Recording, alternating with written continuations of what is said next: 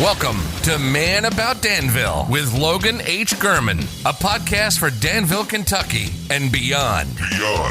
Conversations with friends, and you get to listen. Brought to you by the Logan Company, a commercial and residential real estate brokerage for Danville and Central Kentucky. 80% Danville-centric, 20% eccentric.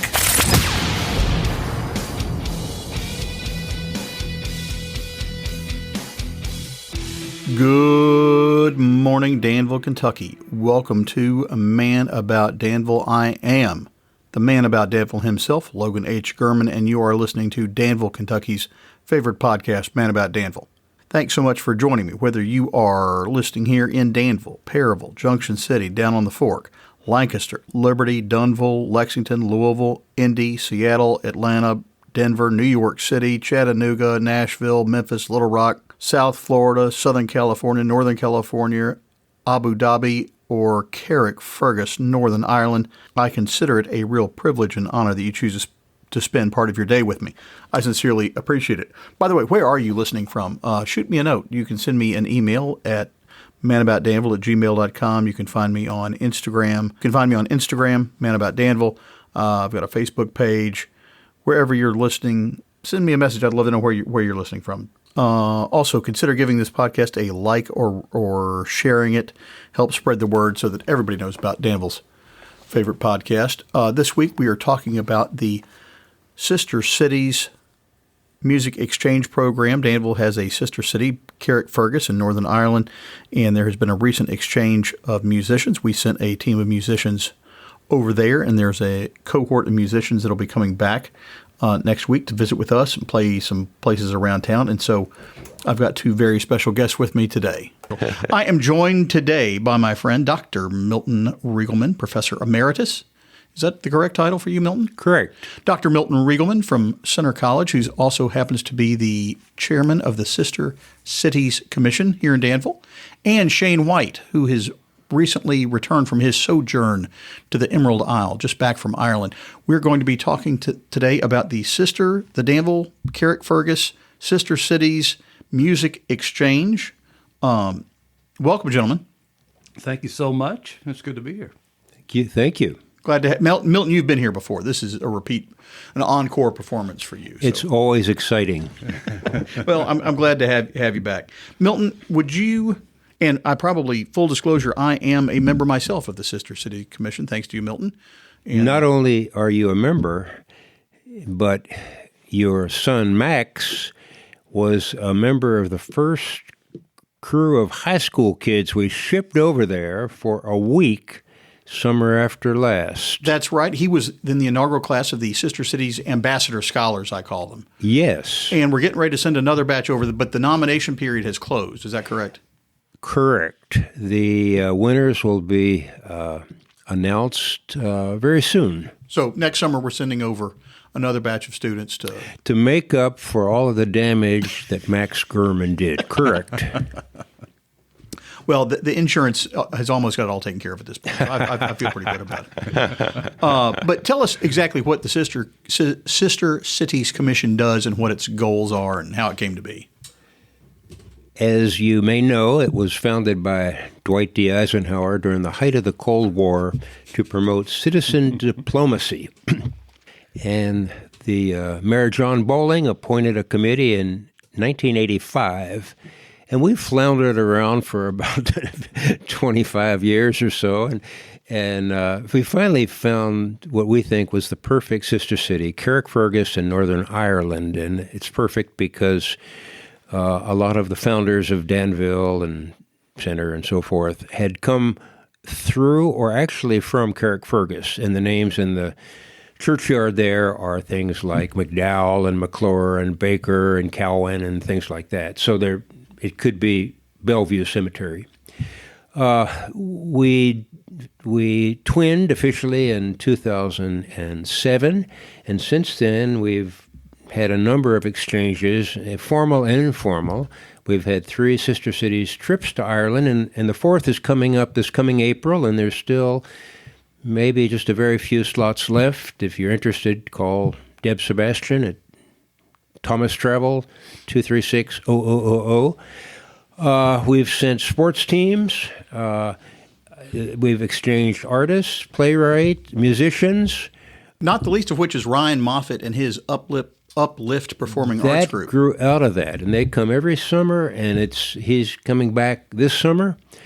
And the latest thing we did, though, is to send 3 wonderful Danville-based musicians. And we're going to talk about that.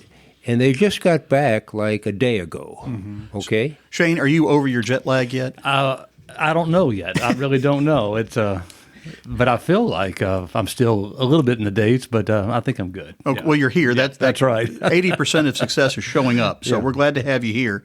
Shane, you just got back from a trip to Carrickfergus where you and 2 other musicians represented our community playing music in their environment. Who else went with you? So myself and Conrad Shiva. Conrad's a retired professor from Center and really good sort of Appalachian-style mountain music player. He plays the banjo and guitar, other instruments. So Conrad went, and also Travis Kern. And Travis teaches school in Bergen, and a great songwriter, and writes a lot of his music and plays and sings. So anyway, the 3 of us went on this trip.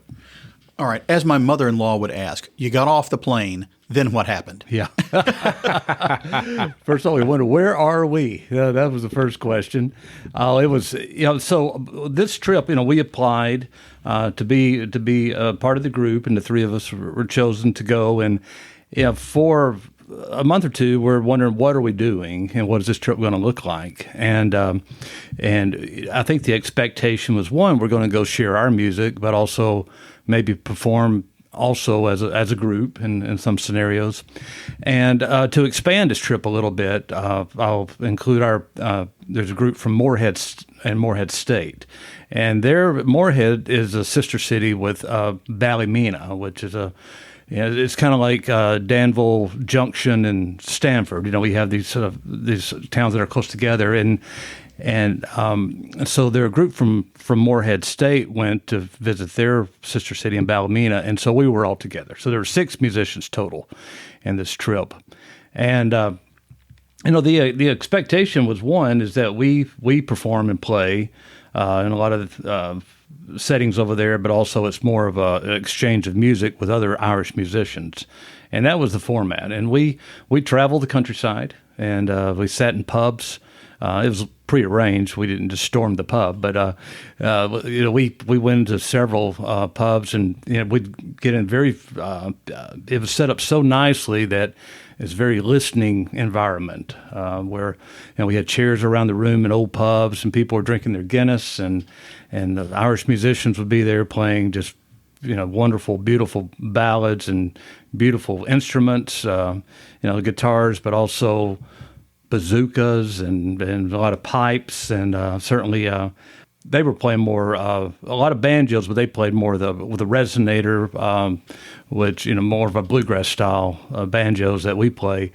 Our banjo players were playing sort of an open back clawhammer style, so they were very taken with our banjos playing, and certainly their banjo playing was very exciting. So we would sit down and the Irish musicians would play a few jigs, and it was very impressive and very intimidating. And then they turned their attention to us, and we're looking at each other and said, "Well, somebody sing something," and so here we would go. And had you guys were not accustomed to performing together? We were not. Now the 3 of us from Danville, we were not accustomed to performing together. 2 of the 3 from Morehead play in a sort of a mountain music group, and so they had some music rehearsed of them together. We all were able to follow each other quite a bit, and I would take off one. We'd start easy. Hey, let's play an old Hank Williams tune. This is a good one that we all know, and then we'd take off, and everybody would lean in and add some licks, and we'd try to sing some harmony and so on. There's a pretty good amount of overlap between traditional Celtic. Is it Celtic or Celtic, Milton? Either one. Well, if you're from Boston, it's one thing. I say Celtic. There's a lot of overlap between that style of music and traditional country music here in America. Mm-hmm. Correct? I think so. Definitely from sort of a folk and Appalachian style music, I saw a lot of similarities. The rhythms, and again, the ballads and stories. A lot of their songs are so sad, which I like sad songs. I say if it's not sad, you're not really singing. So, but really good storytelling in all of the songs. There's a reason why when we hear bluegrass or Appalachian music, it sounds like Irish music, and that's because Appalachia, I think, was settled by Scots-Irish Presbyterians who were driven out by the Anglicans and came down the East Coast and followed Boone across the mountains and settled in Danville and went to Tennessee and Missouri and farther south. So it's a direct kind of part of the genealogy. Mm-hmm. Yeah, well, you certainly can recognize similarities. And of course, there was a big appreciation, and everybody was saying, boy, you guys are coming over here to play bluegrass music. And in bluegrass to us, it's a little bit more, I'd say, we recognize bluegrass when we hear it. It's upbeat, mandolin, banjo, upright bass, and all that. We weren't really playing bluegrass as we know it, but they put us in that category. Say, here comes a bunch of bluegrass musicians. Maybe it's musicians from the bluegrass state. I don't know, but we were doing what I say traditional mountain music. It's more of what we were playing. Okay. But yeah, it was such a nice exchange back and forth.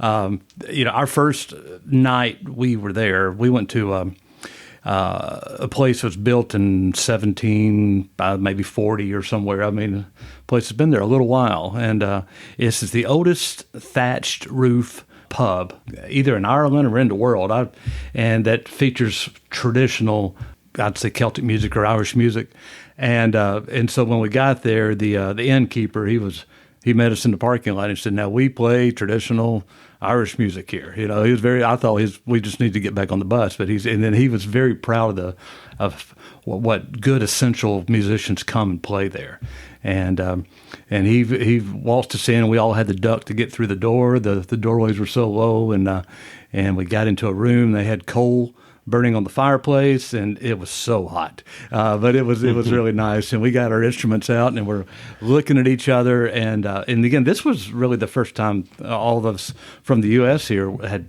seen each other and hadn't heard each other play yet. But we started playing, and then some of the Irish musicians would come in, and we just kept clearing tables out of the room and sitting around the room. And not like I said, there's a bunch of strangers in the room. We're all strangers.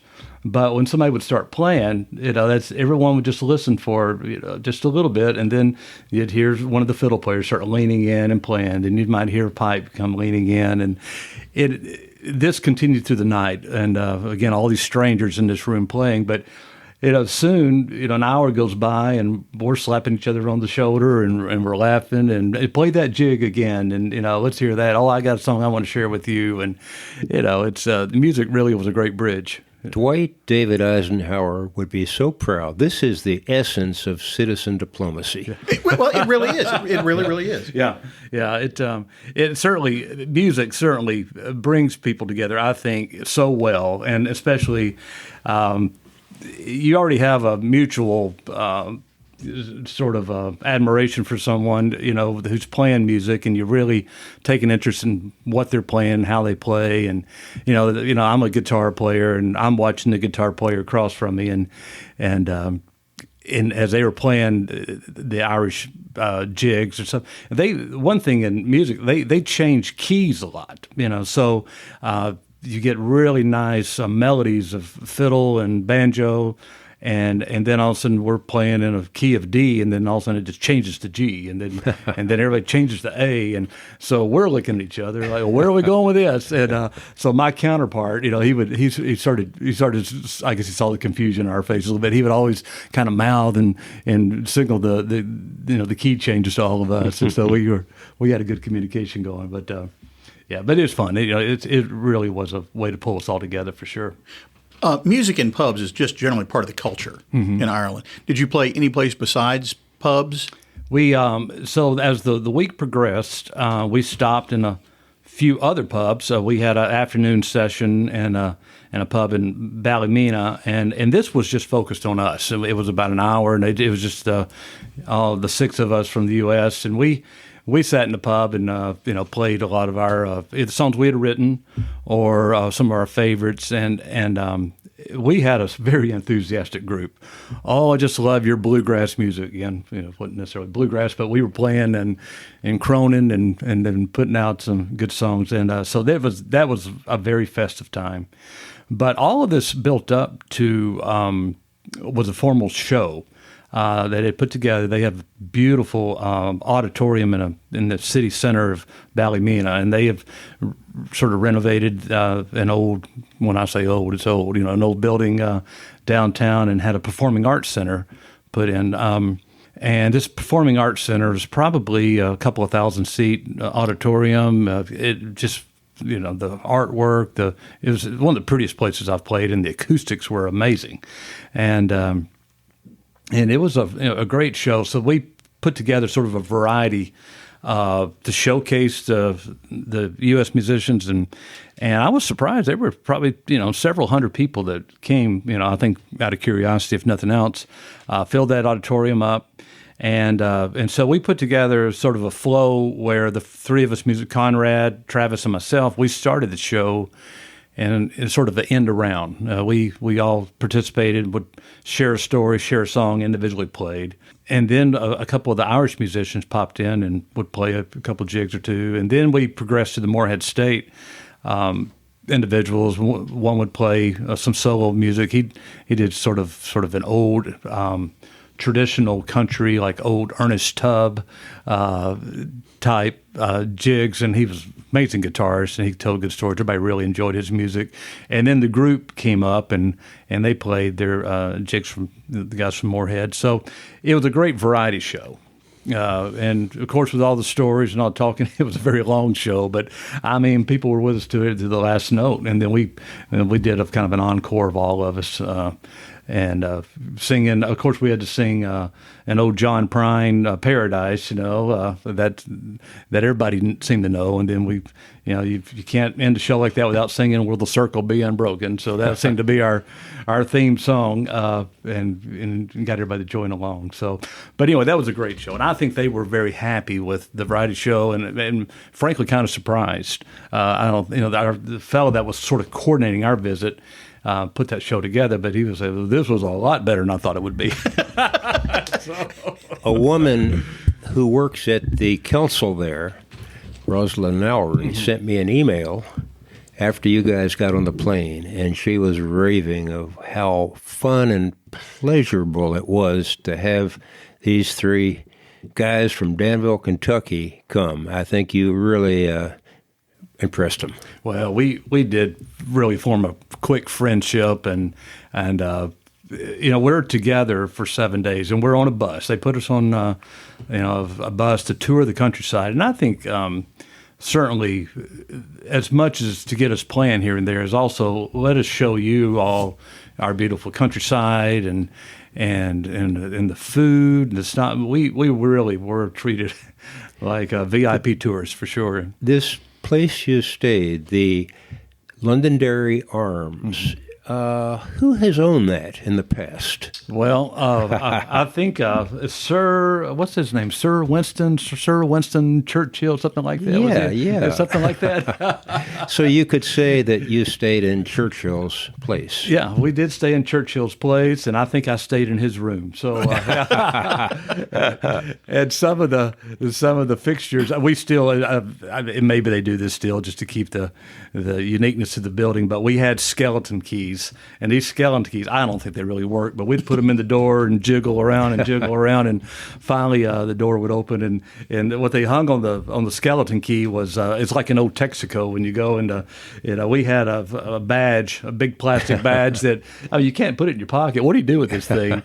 And keep it up these little skeleton keys. But it was a beautiful place, and certainly old fireplaces everywhere. We ate there 2 times, and this, one of the, there's kind of random events here, but one thing I thoroughly enjoyed, the last night we were there, was to have another session. That's the way they describe just getting the musicians together and go back and forth. And we had an old parlor there in the hotel. So the last night, we had another Irish group come in, and they were more of a rehearsed group. They performed as a band, and then you had us. We need a name. We just call ourselves Us, but we're back and forth, and a lot of the community came out for this show too. And we're in this room, and we're playing a song, and then we flip it over, and they play just some fantastic songs. And what I was amazed at the voices, of different people that were playing. One guy he was playing more of the hand percussion and sat in a corner, and it was very quiet all night and just adding a little hand percussion. And we'd been playing almost an hour and a half, 2 hours, and then he came around and sat and he said, I have a song I'd like to share with you. And then he sang a song that just blew my socks off. How big his voice was. And is there anything like an Irish tenor voice? I mean, it's once you hear it, it's nothing like it. Yeah, it is. It's so full, and it just seems like it was common that so many people would share songs, but it's these big, full tenor, baritone type voices, and so full. And then the fellow beside me was a storyteller, and he quietened the crowd down, and he told a story. It was well rehearsed. Of course, I didn't understand half of it. He had to turn around and interpret for some of us, some of the descriptions. And then he sang, and then here comes another big voice, and I was so impressed. And we're not amplified. We don't need to be. I mean, their volume and the fullness is so impressive. And but then the chef who cooked our meal, nice guy, and it was an amazing meal. He came around and he said, "Oh, you're playing bluegrass." We're going, "Yeah, I'm playing bluegrass." But he said, "Oh, I love some bluegrass." And I said, "Do you play music?" He said, "Oh, I play a little. I play a little rock and roll with a group. We fiddle around a little bit." And we said, "Well, here, grab a guitar and play with us." Well, he just burned it up. We're playing, and he looked like Stevie Ray Vaughan over there playing the lead, and playing just American style rock and roll. And we said, where did this guy come from? He came out of the kitchen. He still had the thermometer, cooking thermometer in his sleeve. He still had his shelf white jacket on, and then someone else would come. It just seemed like it was just a common trait. Do we have anything in our culture it's sort of like a pub, kind of like the sessions and where places where people go to their local, like most nights of the week, and it's everybody. Is there anything in Danville that could be that or is close to it? Well, I think our breweries sort of mimic that a little bit. Kind of a community spot of conversation, and no real formal format. Like it's not a dance club or something. This is kind of a local, like you're saying, or a gathering spot. What I did appreciate so much is how much of the entertainment though is organic. When you're sitting in a place like that, if someone wants to tell a story, folks will quieten down and you listen to a storyteller. Or all the music in the bar is always provided by live musicians. They might pipe in a little bit, but you probably didn't have as much karaoke or things like that. I mean, all their entertainment was more kind of created from the crowd that's there at the moment and the conversation. And that's what I really enjoyed that. So when you're in a place, you're really present, that's for sure. Shane, obviously you're enthused about your experience. It's almost a shame this doesn't happen on a regular basis here in Danville. But wait, there is an opportunity, is there not? There is an opportunity. Funny you should mention that, Logan. There are 4 musicians, but the 5th is their manager, and this is Joe Rocks, who apparently is a fine musician himself. Mm-hmm. So let's just say 5 Irish musicians are going to show up here in Danville on the 8th of November, this coming Tuesday. And they will be with us for 4 or 5 days. And they'll be playing all over town in different spots, in schools, in churches, in cul-de-sacs. But the main event to welcome them to Danville, Kentucky, takes place at Morley's backyard, and that's because it can house a whole lot of people. During the Center Homecoming, I think there were 200 in the 2 large rooms, and we don't know. We hope the town turns out to welcome these guys. It'll be 7 to 9 on Thursday night, the 9th of November, Morley's backyard. There'll be a very short welcome to the city by the mayor or something, maybe about 7:30. Any supporter of Sister Cities, and we have a number of supporters, $50 a year, 100 if you're feeling really generous, will get a free Guinness or a free Irish cocktail as a way of thanking you.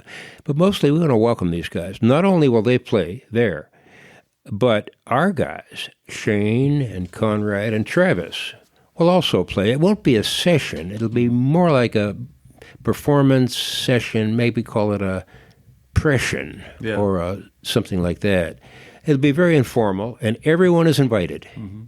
7 o'clock, Thursday, 9 November at Morley's backyard. Which is on Walnut behind the new post office. If you haven't been there, it's the old Morley's Service Center that they've turned into a pub facility with a giant backyard. And you can, if you need new tires while you're there, you can get new tires. And usually they have a food truck or something where they're going on too. So the guys that are coming over are Andrew Cameron, Sean Doon, Rowan Leslie, Michael McCluskey, and as you mentioned, Joe Rocks. Yeah. Shane, did you play with these guys? Did you meet them when you were over there? Actually, we did not meet those 4 musicians. Now, Joe Rocks hosted us, and we got to play some music with Joe as well. And he's the one who's sort of I'd say chaperoning or managing the other 4. So the other 4, the whole time we were there, they're pretty busy musicians. They're out gigging, and those 4, they're all sort of individual musicians that also aren't really a formal group, but they'll come over here and blend together. Most of them are all multi-instrumentalists too, fiddle. We got banjo. They're all guitar players. One guy does a lot of percussion as well. So I think the idea too is that they'll blend some and play together, which they can, and then we'll certainly get some individual things. There are other opportunities to hear these guys next week. For instance, on Saturday, they're going to be staying at Residence on Main, which is above the dry stack. It's a really... Winston Churchill did not own it, okay? Nor did he ever sleep there, but... Not yet. Anyway, they will be sort of in a session, and I like that term. That was new to me because I'm not a musician. From 11:30 to about 12:30 on Saturday, the 11th, okay? On Friday night, the 10th, they'll be playing at the Still. On Saturday night, after going to Shaker Village, there'll be sort of, would you call it a session, Shane, at Gypsy Run. And, I think, and all those will be a little bit different format. I believe the Friday night, they will be sort of in the round and exchanging, I think, just a little more probably Irish-style music. And then at Dry Stack, during the early 11:30 on Saturday, I believe that'll be a little bit more mixed. Probably get some more individual performances from some of them too, doing their thing. And then the Gypsy session, Gypsy Run that night, we've also invited several of the musicians from the community. And it'll be a big mashup of all of us kind of leaning in and doing something similar to our experience there at the Cross Keys Inn in Ireland. But, I think all of them will have a different flavor and these guys are really good. They're, we've been able to listen to a lot of their recorded music, and they're all very good with, traditional Irish style music, but they're all also songwriters and play, more progressive music, and they want to share sort of that range and take us on a little bit of a journey. As Joe Rocks was describing it, he was saying, we want first of all, play a lot of our roots of traditional music for you, then kind of take you into some of our styles that have evolved, and then also even take a lot of the American music that influences us and, kind of give you our version of what we've done with that. And so that's what they want to share, in all these different sessions. So, all right, so let's run through those again. Thursday, November 9th, 7 to 9 at Morley's Backyard. Mm-hmm. Yes. Then Friday, they're going to play at the schools. So, that's right. They're doing a Gravely Hall for those kids. And a couple will go to the library for the little kids and play. They'll perform at Rotary Friday 12 to 1. We've got a pretty big schedule because we want them to have some downtime. You're kind of working these guys to death. I know, we are working them. Well, we want them to have time to go downtown and spend a lot of money and so forth. We were thinking that they might want to go to, what is the music venue down? Renfro Valley. Renfro, yeah. But the more we thought about it, Shaker Village is pretty unique here. And has its own musical tradition, too. And has its musical tradition. So Shane and Carlin, his wife, are going to take them there, and they'll eat there. Mm-hmm. So we tried to think, what do we have? We can't go back to the 12th century, which is when the Carrickfergus Castle was built, and we didn't want to put them on a bus and take them a lot of places. We'll ask them what they want to do. Mm-hmm. Also, if they want to see a distillery. But we can't brag about our distilleries because the oldest distillery of bourbon in the world is in Bushmills in Northern Ireland, and it's about 16th century or something. So we have to watch about being so proud of how old and traditional we are because we can't hold a flame to these guys. Well, I think the students that came over really enjoyed going to Summer Splash, the water amusement park in Somerset, but it might be a bit chilly here mid-November. I think it would be, yeah. Skip that. All right, so Morley's, then the Still is Friday night? Friday night, 7:30 to 9 or so. And then Saturday morning at Dry Stacks. Uh-huh. Yeah, Saturday afternoon from 4 on for a little bit, they're going to be performing in the cul-de-sac at Maple Tree Place. So sort of a command performance for the Sister Cities Commission. Yeah, it is. And we'll have hot cider. And it'll be cold, but that's okay. You can wear a coat. And it'll be, again, informal. I mean, what I really liked about what you guys experienced was it's not preset. It's sort of like jazz. But you go in a pub and people come in with a boron. And a lot of this, I mean, there will be a performance sort of at Morley's. That's the welcome. But the rest of it's going to be more like a session. Mm-hmm. And people can join in, and it'll be fun. Very spontaneous, very organic. Mm-hmm. Organic, spontaneous, fun. I'm excited. I didn't know what to expect, but after listening to you guys, I'm totally excited about it now. Great. And then the last one, the Gypsy Run, Saturday night. And then that should be a good sort of exchange. We're gonna rearrange the furniture a little bit and get chairs around a room and really get a lot of people playing. And just let the magic happen. Let the magic happen. That's right. That sounds awesome. So. And then Sunday morning, they're going to... Sunday morning coming down, as my friend Johnny Cash would say. Yeah. Sunday morning coming down, a couple or three, we're not sure. They've been working it out with Brian Lohr, who's a music director at the Presbyterian Church of Danville. And so if you've missed them and you want to darken the door of the Presbyterian church, show up at 11 o'clock. And Brian Lohr, who's a Juilliard-trained organist, he's fabulous, was really excited about what they've worked out. I mean, it won't be a performance. They will simply do the music instead of the choir or the organ. But it'll be unique and fun. So they're just going to participate in the regular church service that morning. Correct. Fascinating. It sounds like a wonderful capstone to the weekend. Yeah, it is going to be a lot of fun, and hopefully folks will come out and support and hear maybe something a little bit different. Shane, are you ready to go back sometime soon? I'm ready. They had a hard time getting rid of me.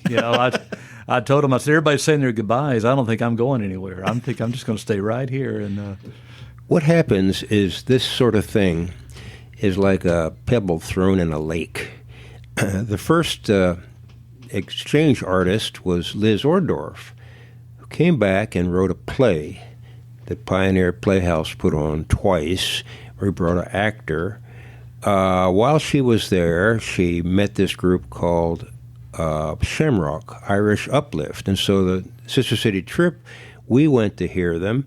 They started coming over. When we interviewed students for the high school exchange, we interviewed the younger sister of one of the original exchangers. Okay, this is a summer and a year and a half ago, and he said, every couple of weeks, I talk to the dad of our exchange student. They've become great friends. They're going to visit each other and all.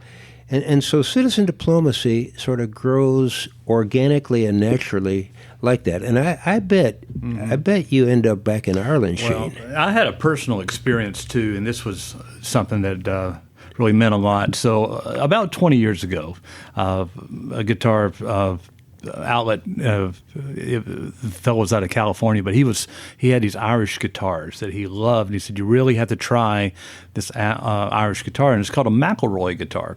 Well, I loved it. And I had, nice guitars, a Martin and Taylors and all these good Taylor. Well, that McElroy has sounded better than anything I've ever had. So that's been my primary guitar that I've loved playing.